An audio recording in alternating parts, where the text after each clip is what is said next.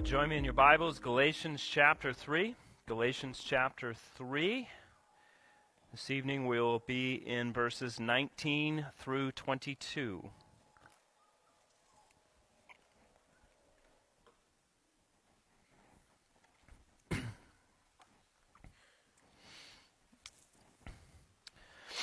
Now, if you've ever spent much time with a child, especially around the ages of maybe 3 to 6 years old, you learn pretty quickly that you need to brush up on a few things. First, you better be quick on the draw with synonyms to define words.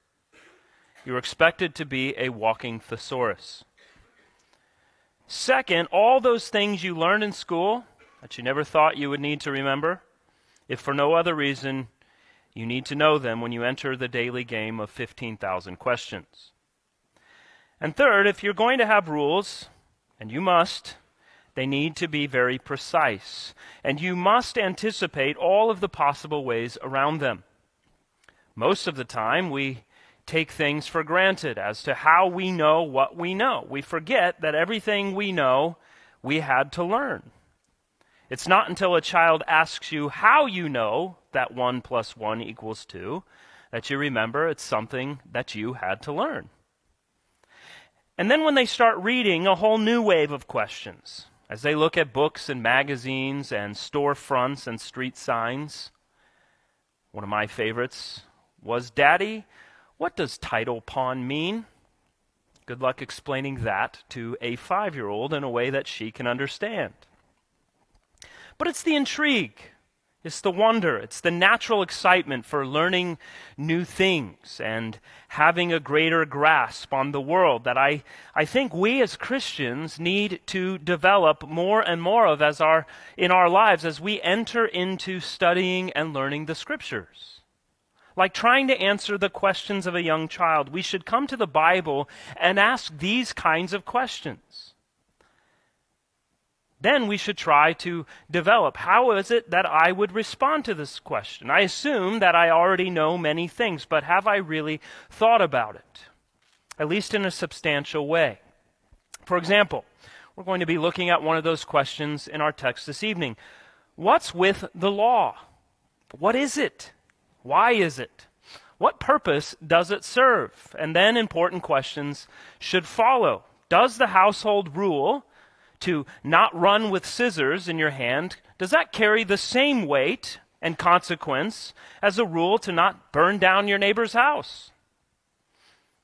Now, how many times every day does someone tell you what to do? Probably far more than you realize.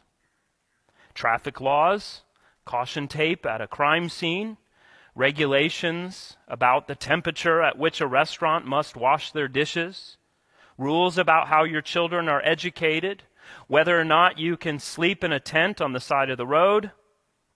And how often do you stop yourself from doing what you want to do because the action is prohibited or wrong? Now, let's be honest. Most of us probably don't feel a tremendous amount of guilt when we're trying to simply survive on the roads of South Florida when it comes to speeding a little bit down the road. But we keep ourselves from doing it too excessively because of the consequences associated with it.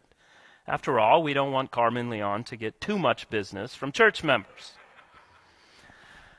Now, as Christians, hopefully, we consider that God has called us to submit ourselves to authority. But a lot of times our consciences only go so far as not wanting to deal with fines or jail time.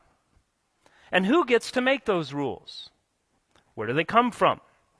Should the punishment fit the crime, or does all justice look the same?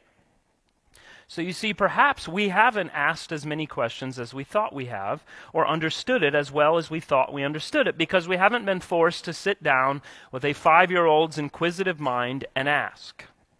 But this is the question that Paul is seeking to answer for us in the text we're looking at this evening, because it relates to what we looked at last time and where Paul is headed in the chapters that will come ahead. Now remember, in this letter, the Apostle Paul is dealing with the controversy related to the false teaching of a group called the Judaizers. And they wish to combine the Mosaic law with the gospel